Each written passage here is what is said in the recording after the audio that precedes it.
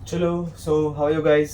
Start करते हैं हमारा आज का नया video, that is chapter number 3, companies final accounts. अब हम सबको पता है कंपनी फाइनल अकाउंट्स वो अलग है किससे? पार्टनर्स कैपिटल अकाउंट से और सोल प्रोप्राइटर से। अब इसमें अलग क्या है? अलग है क्या तो उसकी बैलेंस शीट अलग है, बिकॉज हमने सीखा था कि बैलेंस शीट दो टाइप की होती है, एक हॉरिजॉन्टल और एक वर्टिकल। चलो देखते हैं कि भाई कौन सी किसकी है। सबसे पहले समझते हैं कि भाई टाइप्स ऑफ बैलेंस शीट के अंदर हॉरिजॉन्टल वाली कौन सी है। तो ये हमारी पुरानी टाइप बैलेंस शीट है, राइट। लेफ्ट साइड में लायबिलिटीज, राइट साइड के अंदर एसेट। लायबिलिटीज के अंदर क्या होता है? तो वहां पे होता है कैपिटल, नॉन करंट लायबिलिटीज यानी कि बड़ी लायबिलिटीज, और होती है करंट लायबिलिटीज। एसेट पर क्या होता है? एसेट पर भाई सिर्फ होती है नॉन करंट एसेट, बड़ी एसेट, और आते हैं हमारे पास करंट एसेट, छोटी एसेट, और दोनों का टोटल। तो ये जो हम लोग करते आ रहे हैं पार्टनरशिप में हमने किया, इसको हमने 11th के अंदर सो प्रोप्राइटर में किया। ये वाली कौन सी है हमारी? गुड, ये वाली हमारी है हॉरिजॉन्टल बैलेंस शीट। अभी हमको करनी है वर्टिकल बैलेंस शीट। और वर्टिकल मतलब क्या होता है? देखो, अगर मैं दो लाइंस बनाऊं तो ये एक लाइन ऐसे होगी, एक लाइन ऐसे होगी। ये जो लाइन है ये हमारी हो गई हॉरिजॉन्टल, और ये वाली हमारी हो जाएगी वर्टिकल। वर्टिकल और ये हॉरिजॉन्टल। तो ये जो हमारी बैलेंस शीट है ये हमारी हॉरिजॉन्टल है, बिकॉज हमको ऐसे लिखना पड़ता है। बट अगर इसी के अंदर से मैं ये वाला जो पूरा पार्ट है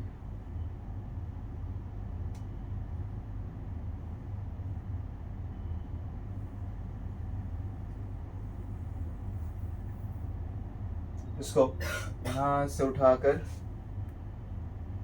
इसके नीचे रख दूं, देखो ऐसे, इस फॉर्म के अंदर कि बैलेंस शीट तो है बट ऊपर लायबिलिटीज और नीचे एसेट। तो ये वाला जो हमारा फॉर्म है ये हमारा कौन सा हो जाएगा? ये हो जाएगा हमारा वर्टिकल फॉर्म। और वर्टिकल फॉर्म की एक्चुअल बैलेंस शीट देखनी हो तो ये रहे हमारे पास कि format of vertical balance sheet, ये हमारा आ गया। सबसे पहले ऊपर क्या आ जाएगा हमारा? बैलेंस शीट ऑफ कंपनी का नेम वो तो आना ही चाहिए, एज ऑन 31/3/2021 या जो भी ईयर है वो, एज पर शेड्यूल 3। ये जो लिखा है ना हमने कि एज पर शेड्यूल 3, ये होना जरूरी है, ये लिखा होना ही चाहिए। अगर लिखा हुआ नहीं होगा तो फिर मार्क्स कट होंगे। ये पूरी line as per schedule 3 of companies act 2013, 3 column, sorry 4 column, particular, note number, amount rupees, equity and liability और एसेट्स। ये हमारा हो गया है। आगे चलते हैं। ये हमारा पहला है प्रॉफिट एंड लॉस स्टेटमेंट। जैसे हमारी बैलेंस शीट बनती है वर्टिकल, वैसे हमारा पीएनएल भी क्या बनेगा? वर्टिकल। अभी बैलेंस शीट और पीएनएल ये दोनों हमको लर्न तो हमारा हो गया है सर, हमने आपने अच्छे से लर्न करवा दिया था आगे कि पीएनएल है, दो मेन हेड है हमारे पास, एक है हमारे पास रेवेन्यू, दूसरा है एक्सपेंसेस। रेवेन्यू कितनी है? तो सिर्फ दो है, एक रेवेन्यू फ्रॉम ऑपरेशन, दूसरा अदर इनकम। एक्सपेंस कितना हमारे पास? 7 है। कौन सा? Purchase, CDEF। कितने बच गए? 5 हो गए तो 2, तो डी हो तो, राइट। ये तुमको पूरा लर्न था भाई। अब बचता क्या है? सिर्फ इसकी पुटिंग बच जाती है कि पुटिंग करनी कैसे है। तो चलो स्टार्ट करो पुटिंग। सो पुटिंग के से पहले समझते हैं कौन सी चीज कहाँ पे जाएगी। इसको बड़ा कर देते हैं। हाँ, सबसे पहला है हमारे पास revenue from operation. Revenue from operation, इसको हम लोग क्या बोलते हैं शॉर्ट में? सेल्स। कौन सा सेल्स?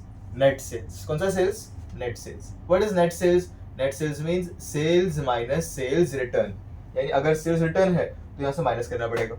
ओके। अदर इनकम, अभी सेल्स के अलावा कोई भी टाइप की इनकम आ जाए, सारी इनकम कहाँ पे जाएगी? In other income. तो यहाँ पर हमारा आ गई ऑल इनकम्स, सारी income, rent received, commission received, interest received, मुझे लॉस प्रॉफिट भी यहाँ पर ही आएगा बिकॉज अभी हमारे लिए इनकम है। Same with income from sales of scrap, ये भी यहाँ पर आएगा। इन शॉर्ट जितनी भी इनकम बिजनेस में होती है वो सारी कहाँ पर लिखनी है हमको? In other income. इन दोनों को प्लस कर दूं। अच्छा, अमाउंट कैसे लिखना है? सेल्स का अमाउंट ऊपर फर्स्ट कॉलम में, अदर इनकम का ऊपर फर्स्ट कॉलम में, और टोटल इनकम का बाहर इन सेकेंड कॉलम प्लस करो, क्या मिलेगा मेरे को? Total income. ये हमारा हो गया, सिंपल है। अभी आगे बढ़ते हैं एक्सपेंसेस की ओर। एक्सपेंसेस कितने हैं हमारे पास? 7 है। सबसे पहला परचेज, इसमें क्या आएगा? कौन सा परचेज? By net purchase. कैसे करना है इसको? Purchase minus purchase return. ये हो गया सिंपल। फिर changes in stock. Changes in stock means के स्टॉक के बीच में चेंज आता है ना पूरे साल में, वो तो हमारे पास स्टॉक नॉर्मली 2 होते हैं, ओपनिंग स्टॉक और क्लोजिंग स्टॉक। को करना है क्या है हमको? Opening stock minus closing stock, यानी ओपनिंग में से क्लोजिंग को माइनस कर देना है। अब सर अगर क्लोजिंग स्टॉक एडजस्टमेंट में नहीं दिया है और दिया है इन ट्रायल बैलेंस, तो कितनी एंट्री? तो सिर्फ एक एंट्री यहाँ पे नहीं आएगी, वो जाएगी असेट के ऊपर। और अगर एडजस्टमेंट में है तो 2 एंट्री, एक यहाँ से माइनस होगा और दूसरा असेट में लिखना है। ओके, ये समझ में आया? चलो आगे बढ़ते हैं। Number 3 is direct expense. Direct expense, direct यहाँ पे नाम में क्या दिया हुआ है? डायरेक्ट। तो कौन सा एक्सपेंस यहाँ पे आने वाले है? तो ऐसा एक्सपेंस जिसका पेमेंट डायरेक्टली हो, जिसमें डिले करना पॉसिबल नहीं है। जैसे कौन से वाले होते हैं? नॉर्मली ये सारे हमारे हैं ट्रेडिंग अकाउंट वाले एक्सपेंसेस। कौन से एक्सपेंसेस यहाँ पर आ गए हमारे पास? ट्रेडिंग अकाउंट वाले एक्सपेंसेस जो हम करते हैं ना वहां पर, वेजेस, ऑक्ट्रॉय, डेम्यूरेज, तोलाई, कैरेज इनवर्ड, कैरेज आउटवर्ड भी यहीं पर आएगा, बिकॉज कैरेज मीन्स भाड़ा, तुरंत पे करना ही पड़ेगा हमको। सो वो सारे एक्सपेंस कहाँ पर आ गए हमारे? In direct expense. तो अगर मैं देखूं तो शॉर्ट में देखने पर समझ में क्या आता है कि जो पहले 3 है ना, 1, 2 एंड 3, ये मेरा ट्रेडिंग अकाउंट है। देखो, डेबिट में opening stock plus purchase plus expenses minus closing stock, और इन तीनों को अगर मैं प्लस करूं तो इन तीनों का एडिशन, उसको हम लोग बोलेंगे cost of goods sold, that is COGS, या फिर कॉस्ट ऑफ सेल्स। सुना होगा अभी तो word cost of sales. So what is cost of sales? Cost of sales means purchase plus changes in stock plus direct expense. तो ये हमारा हो गया। अब बचते हैं 4। ये 4 हमारे P&L के एक्सपेंसेस है। सबसे पहला आता है नंबर 4 के ऊपर, एम्प्लॉइज बेनिफिट एक्सपेंस, यानी कि ऐसा एक्सपेंस जिसका बेनिफिट किसको मिलने वाला हो? एम्प्लॉय को। ऐसा कौन सा एक्सपेंस आता है हमारे पास सर? तो ऐसे बहुत सारे एक्सपेंसेस जो हम लोग एक्सक्लूसिवली हम लोग पे करते हैं टू एम्प्लॉय, जैसे कि salary, bonus, commission to manager. अच्छा, अभी सिर्फ एम्प्लॉय नहीं, मैनेजर भी मेरा एम्प्लॉय ही है। तो अगर मैं कोई चीज मैनेजर को पे करूं तो हमारे लिए क्या कहना जाएगा? वो employees benefit expense. Okay, travelling expense of employee, travelling expense of a salesman, salesman employee हमारा, तो एम्प्लॉइज बेनिफिट एक्सपेंस में जाएगा वो। Next is finance cost. Finance cost, what is finance cost? Finance OC में बहुत बार पढ़ा है हमने sir, finance finance finance. Finance means पैसा, फाइनेंस मींस पैसा। तो अभी जो पैसा एक्वायर करने के लिए, पैसा लेने के लिए, यानी मुझे लोन लेना पड़ा, मुझे डिबेंचर इश्यू करने पड़े, मुझे बॉन्ड इश्यू करने पड़े, ये जो भी मेरा मैं इश्यू कर रहा हूँ उस वक्त मुझे जो भी कॉस्ट होगा, जो खर्चा होगा, वो कहाँ जाएगा? In finance cost. जैसे कि expense on issue of debenture, expenses on issue of shares, मैं इश्यू कर रहा हूँ ना शेयर्स भी तो फाइनेंस के लिए, तो ये सारा मेरा क्या है? Finance cost. और साथ में इन फाइनेंसेस के ऊपर जो भी रिटर्न मुझे पे करना पड़ेगा, अगर मैं शेयर ले रहा हूँ तो डिविडेंड पे करना पड़ेगा, अगर मैं डिबेंचर इश्यू कर रहा हूँ इंटरेस्ट पे करना पड़ेगा, अगर मैं लोन ले रहा हूँ अगर इंटरेस्ट पे करना पड़ेगा। तो जो भी इंटरेस्ट पेड या डिविडेंड पेड है वो हमारा कहाँ जाने वाला है? In finance cost. तो सिंपल, अगर मैं सिंपल वर्ड्स में बोलूँ तो यहाँ पर हमारा आ जाएगा इंटरेस्ट और डिविडेंड पेड, ये हो गया। Next is depreciation and amortisation. भाई बहुत सिंपल है डेप्रिसिएशन, आपने सर पढ़ा हुआ है ये, राइट? कि डेप क्या होता है? फिक्स असेट के ऊपर मैं काउंट करूं तो दोनों फिक्स असेट पे लगते हैं हमारे पास। अगर असेट टेंजिबल है तो उस पर डेप लगेगा, असेट इनटेंजिबल है तो उस पर एमोर्टाइजेशन काउंट होगा। जैसे goodwill return of, goodwill intangible है, एमोर्टाइजेशन। बिल्डिंग डेप्रिसिएटेड तो डेप्रिसिएशन। ठीक है, दोनों सेम है, कोई फर्क नहीं है। पुटिंग कहाँ करनी है उसकी? डेप्रिसिएशन एंड एमोर्टाइजेशन की। अब इन सब के अलावा जो एक्सपेंसेस बच गए, एडमिनिस्ट्रेटिव एक्सपेंस बच गया, सेल्स एक्सपेंस बच गया, बैड डेट्स बच गया, इंश्योरेंस प्रीमियम बच गया, वो सारा यानी जो यहाँ पे कहीं पे नहीं आएगा वो सारा कहाँ पर आ जाएगा, other expenses, all remaining expenses, सारे एक्सपेंसेस। अभी ये सारे एक्सपेंसेस की हमने एंट्री तो कर दी, लिखना कैसे है, सेम अमाउंट सारे पहले अंदर, लास्ट में टोटल करके बाहर। बट हमारा मेन मोटिव क्या था, to find out profit, to find out profit. अब प्रॉफिट कितने मिलेंगे यहाँ पर हमको, प्रॉफिट हमको फाइंड करने हैं 3।